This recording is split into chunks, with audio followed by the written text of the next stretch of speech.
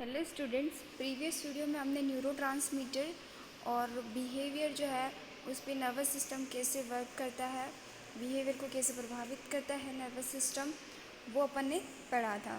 ठीक है।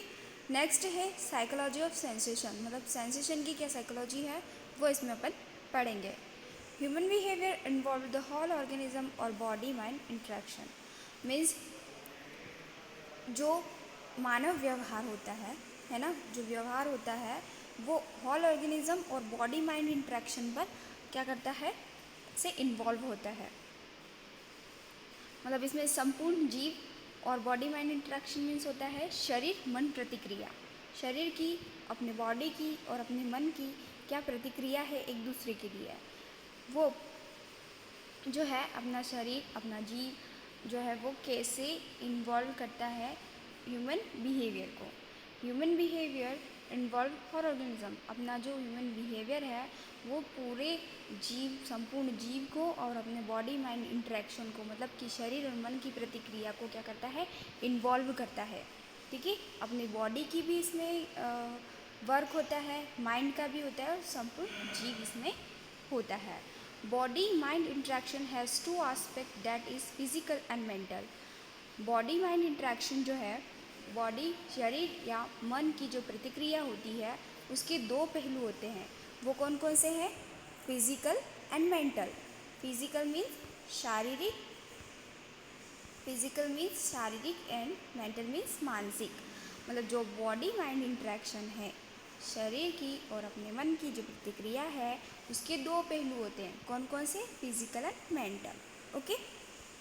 नेक्स्ट है this two aspects influence each other. ये दोनों आस्पेक्ट्स जो है इन्फ्लुएंस करते हैं एक दूसरे को। ठीक है। फिजिकल और मेंटल एक दूसरे को क्या करते हैं? इन्फ्लुएंस करते हैं।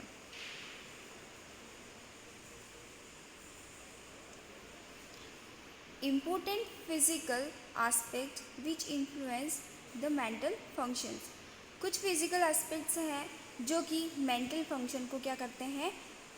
इन्फ्लुएंस करते हैं, मतलब प्रभावित करते हैं। ठीक है। कुछ इम्पोर्टेंट फिजिकल एस्पेक्ट्स हैं जो कि मेंटल फंक्शन को इन्फ्लुएंस करते हैं, जैसे सेंस ऑर्गन्स, अपने मसल्स हो गए, और ग्लैंड्स एंड नर्वस सिस्टम। ठीक है। नर्वस सिस्टम, ये सब फिजिकल एस्पेक्ट्स हैं, अपने शारीरिक पहलू हैं जो कि अपने मानसिक प्रक्रियाओं या अपने मेंटल फंक्शन को क्या करते हैं? प्रभावित करते हैं। There are various sense organ present in our body which influence the bodily and mental function. अगर ये नॉर्मल है तो नॉर्मल फंक्शनिंग करेंगे। अगर अपने sense organs, muscle, glands, nervous system abnormal हो गया तो क्या होगा? सेंसेशन सही से नहीं पहुंच पाएगा और पर्सन जो है उसका बिहेवियर भी चेंज हो जाता है और उसका बिहेवियर क्या होता है? इससे इन्फ्लुएंस होता है।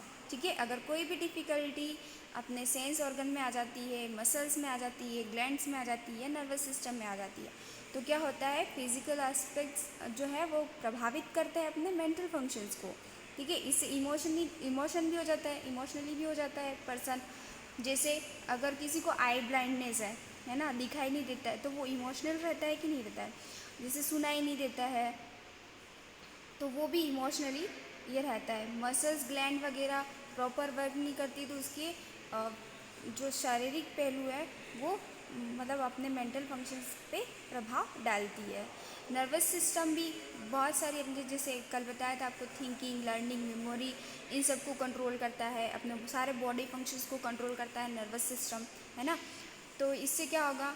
अगर ये प्रॉपर नहीं होंगे और नर्व्स, अपने न्यूरॉन्स सही से नहीं बने होंगे तो क्या होगा? अपना बिहेवियर पर प्रभाव पड़ता है। ठीक है। This sense organ are also known as receptor. इन सेंस ऑर्गन को रिसेप्टर भी बोला जाता है। रिसेप्टर मीन्स जो रिसीव करते हैं, है ना। ये क्या करते हैं? अपनी सारी सेंसेशन को क्या करते हैं? रिसीव करके ब्रेन तक ले जाते हैं, इसलिए इनको क्या बोलते हैं? रिसेप्टर। ओके। नेक्स्ट है skin, eye, tongue are example of sense organ. Sense organ आपने पढ़ा होगा ज्ञानेंद्रियों के बारे में। 5 ज्ञानेंद्रियाँ अपनी होती है, skin, eye, ear, tongue. Okay.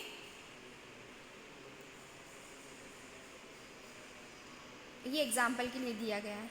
Next, this sense organ provide knowledge of the world in surrounding as well. ये जो सेंस ऑर्गन है अपने को क्या करते हैं, नॉलेज प्रोवाइड करते हैं अपने वर्ल्ड का, पूरी दुनिया का, और सराउंडिंग एज वेल, और अपने आसपास का।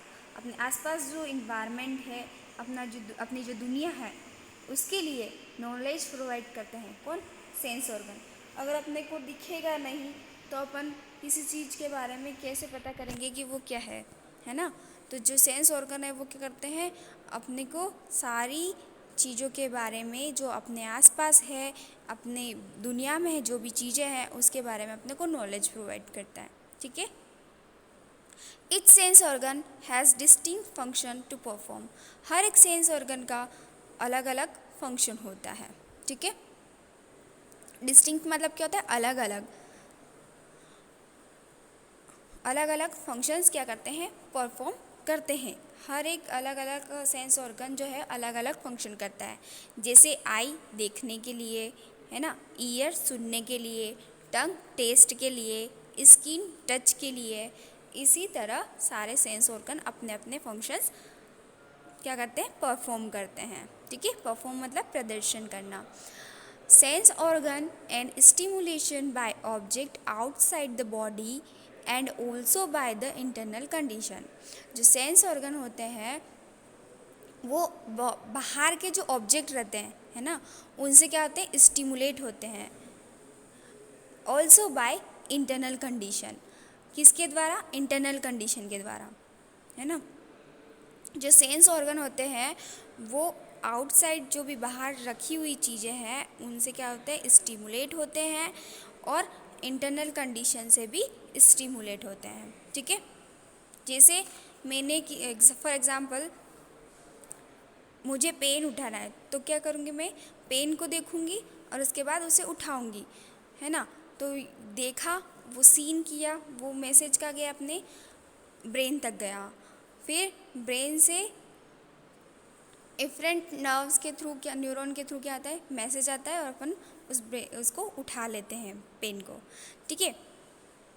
उसे टच किया तो पता चलता है कि ये पेन है ना। तो इस तरह से अपने सेंस ऑर्गन क्या होते हैं, स्टिमुलेट होते हैं, और अपने इंटरनल कंडीशन भी स्टिमुलेट होती है सेंस ऑर्गन के द्वारा। ठीक है। When the receptor do not function properly, sensory defect or disorder take place. These may be, अगर रिसेप्टर जो है, ये सेंसरी रिसेप्टर जो है वो फंक्शन सही से नहीं करते हैं, या उसमें कोई डिफेक्ट आ जाता है, सेंसरी डिफेक्ट आ जाता है, या कोई डिसऑर्डर हो जाता है, तो क्या होते हैं, ये रिसेप्टर सही से काम नहीं कर पाते हैं। अगर सेंसरी डिफेक्ट या डिसऑर्डर होता है तो ये रिसेप्टर जो होते हैं वो सही से काम नहीं कर पाते हैं। ठीक है। जैसे एक आँख में डिसऑर्डर हो गया तो क्या होगा, विजुअल डिस्टर्बेंस। जैसे एग्जाम्पल आई ब्लाइंडनेस, है ना। बहुत सारी डिस्टर्बेंस होते हैं जिससे विजुअल डिस्टर्बेंस हो जाता है, दिखाई नहीं देता है। ठीक है। नेक्स्ट है auditory disturbance. Auditory disturbance means सुनाई नहीं देता है। ठीक है। नेक्स्ट है ऑल्फैक्टरी। Olfactory disorder. नेक्स्ट है ऑल्फैक्टरी डिसऑर्डर। ऑल्फैक्टरी डिसऑर्डर में क्या होता है, जो एबिलिटी होती है स्मेल करने की वो क्या हो जाती है, लॉस हो जाती है ना। सूंघने की एबिलिटी जो है वो लॉस हो जाती है, सूंघ नहीं पाता है पर्सन, कोई भी सामने वाला, है ना, जो पेशेंट रहता है वो सूंघ नहीं पाता है। नेक्स्ट है क्यूटेनियस। क्यूटेनियस डिसऑर्डर जो ये स्किन से रिलेटेड होते हैं, हेयर नेल वगैरह इनसे रिलेटेड कोई भी डिसऑर्डर होता है वो भी अगर सही से फंक्शन नहीं करता है तो क्या हो जाता है, उसके डिसऑर्डर की वजह से वो सही से रिसेप्टर जो है वो फंक्शन नहीं कर पाता है। ठीक है। अपनी स्किन वगैरह जो है वो सही से फंक्शन नहीं कर पाती है। नेक्स्ट है gustatory disorder. Gustatory disorder means होता है टेस्ट परसेप्शन।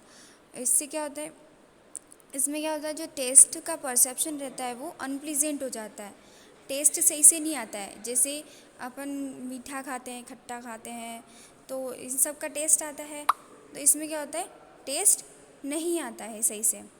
ओके, उसे गस्टेटरी डिसऑर्डर बोलते हैं। नेक्स्ट है काइनेस्थेटिक डिसऑर्डर। काइनेस्थेटिक डिसऑर्डर में क्या होता है, ये पांचों जो अपने सेंस ऑर्गन होते हैं इनसे रिलेटेड होता है, इनसे इंफॉर्मेशन रिसीव करता है।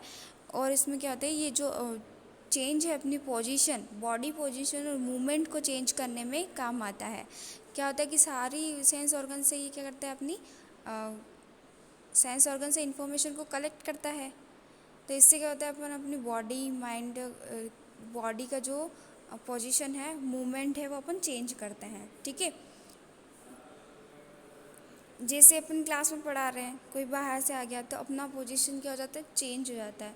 तो उसी तरह से अपना आई कोऑर्डिनेशन और सबका कोऑर्डिनेशन होता है, अपने सेंस ऑर्गन का कोऑर्डिनेशन होता है। तो वो कौन करता है, काइनेस्थेटिक। तो इसमें जो अगर इसमें कोई डिसऑर्डर हो जाता है तो वो अपना मूवमेंट करने में, मूवमेंट को चेंज करने में, पोजीशन को चेंज करने में क्या होता है, डिफेक्ट आ जाता है। ठीक है, तो इसमें आप लिख सकते हो unable to change body position and movements. Okay, next है स्टैटिक डिसऑर्डर। स्टैटिक डिसऑर्डर में भी यही होता है, वो अपनी पोजीशन जो है वो चेंज नहीं कर पाता है, unable to change body position. Okay, वापस से देखते हैं विजुअल डिस्टर्बेंस। विजुअल डिस्टर्बेंस में क्या हो जाता है, loss of ability to vision, मतलब अब देखने की क्षमता जो है वो क्या हो जाती है, ख़त्म हो जाती है, जिससे वो सही से फंक्शन नहीं कर पाता है। ठीक है, नेक्स्ट है ऑडिटरी डिस्टर्बेंस, मतलब उसको अगर सुनाई नहीं देगा तो भी क्या हो जाता है, डिफेक्ट हो जाता है, जिससे वो अपने जो रिसेप्टर है सही से काम नहीं करते हैं, हियरिंग रिसेप्टर सही से काम नहीं करते हैं। ऑडिट ऑल्फैक्टरी मतलब स्मेल जो है, स्मेल करने की जो एबिलिटी होती है क्या हो जाती है, लॉस हो जाती है। विजुअल डिस्टर्बेंस में आप लिख सकते हो loss of ability to vision. Auditory disturbance में loss of ability to hearing. Olfactory में loss of ability to smell, मतलब सूंघने की जो एबिलिटी रहती है वो ख़त्म हो जाती है। क्यूटेनियस में स्किन कंडीशन से रिलेटेड। गस्टेटरी में आता है टेस्ट परसेप्शन जो है वो इनप्लीजेंट आता है। Next kinaesthetic disorder. Kinaesthetic disorder में जो पर्सन रहेगा वो अनेबल रहेगा अपनी पोजीशन को चेंज करने में, मूवमेंट को चेंज करने में अनेबल रहता है। तो इसमें लिख सकते हो unable to change body position and movements. Static disorder में भी वो अनेबल रहता है चेंज करने में अपनी पोजीशन को। तो इसमें भी ये लिख सकते हो change body position, do not change position, मतलब अपनी चेंज नहीं कर सकता है पोजीशन को। Okay, there are various sensory defect. यहाँ पे बहुत सारे सेंसरी डिफेक्ट्स होते हैं which do not have any organic cause. Such sensory defects are known as functional disorder of sensory process. यहाँ पर बहुत सारे सेंसरी डिफेक्ट होते हैं जो कि ऑर्गेनिक नहीं होते, ऑर्गेनिक कॉज के कारण नहीं होते हैं। सेंसरी डिफेक्ट्स को फंक्शनल डिसऑर्डर भी कहा जाता है सेंसरी प्रोसेस का। Okay, applied aspects of sensation in mental process. जो भी मेंटल प्रोसेस होती है उनमें कौन कौन से पहलुओं को अपन सेंसेशन के लिए अप्लाई करते हैं। Flower in dull color should be arranged for those patient who need taste and sedative influence। मतलब जो पेशेंट होता है उसके लिए जो फ्लावर्स है या डल कलर है उनको क्या करना, अरेंज करना, ताकि उनको उनके जो सेडेटिव्स हैं और उनका जो टेस्ट है वो इन्फ्लुएंस ना हो। ठीक है,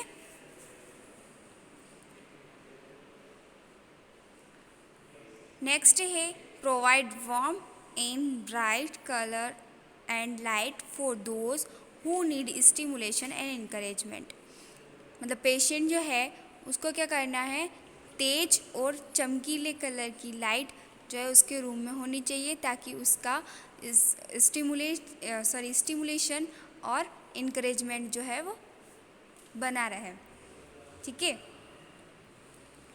अगर पेशेंट को ज़रूरत है स्टिमुलेशन की मीन्स उत्तेजना, और इनकरेजमेंट मीन्स प्रोत्साहन। उत्तेजना और प्रोत्साहन की अगर पेशेंट को ज़रूरत है तो उसमें अपन को ब्राइट कलर की लाइट और वहाँ पर तेज प्रकाश वाली लाइट को अपने को प्रोवाइड करवाना है, ताकि जो पेशेंट है वो प्रोत्साहित रहे, इनकरेज रहे। ठीक है।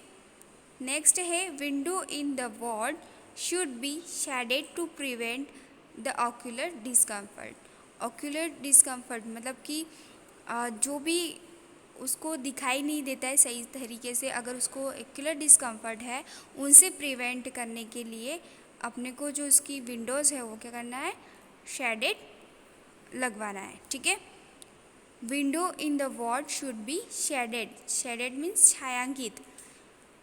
जो विंडो होती है वो छायांकित होनी चाहिए ताकि उससे उसको ऑक्यूलर डिस्कम्फर्ट से वो प्रिवेंट हो जाए। नेक्स्ट है reduce noise in around the sick room to a minimum. मतलब जो उसका रूम है वहाँ पर नॉइज़ भी ज़्यादा नहीं होना चाहिए ताकि उससे उसको ऑडिटरी डिस्कम्फर्ट ना हो। Next control the in unpleasant order from the wall. जो वॉल में अनप्लेजेंट ऑर्डर होता है, मतलब कि जो उसको जो पसंद नहीं हो ऐसी स्मेल अगर वहाँ पर आ रही है तो वो अपने को क्या करना है, कंट्रोल करना है। अनप्लीजेंट ऑर्डर मीन्स क्या होता है, ऑर्डर मीन्स होता है गंध। ठीक है। और जो उसको पसंद नहीं है वो गंध अगर वहाँ पर आ रही है तो अपने को क्या करना है, उसे कंट्रोल करना है। Next serve food should be free from the strong odour and spice. मतलब ऐसा फूड उसको देना है जो कि स्ट्रॉन्ग ऑर्डर वाला ना हो। Free from strong order means जिसमें कोई ऐसी स्मेल ना आ रही हो और ज़्यादा मसालेदार भी नहीं होना चाहिए ताकि उसका जो टेस्ट है वो सही से बना रहे। ठीक है। उससे कोई गैस्ट्रेटरी डिसऑर्डर जैसा डिस्टर्बेंस ना हो।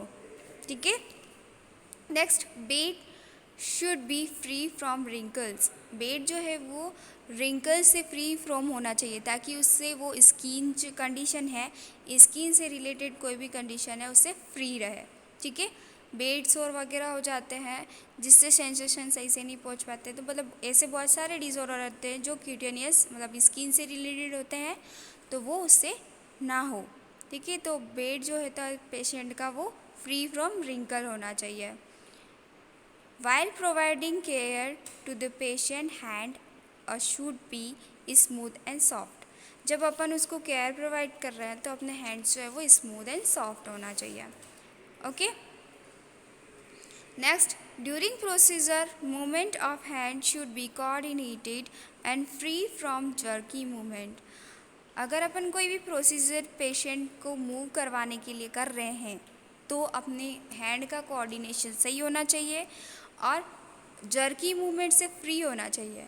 जर्की मूवमेंट्स मतलब झटकना, झटकेदार, मतलब ऐसा मूवमेंट नहीं करवाना है पेशेंट को कि जो जिससे उसको कोई डिस्कम्फर्ट हो।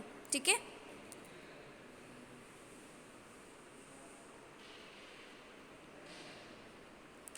तो ये था अपना सेंस ऑर्गन के बारे में।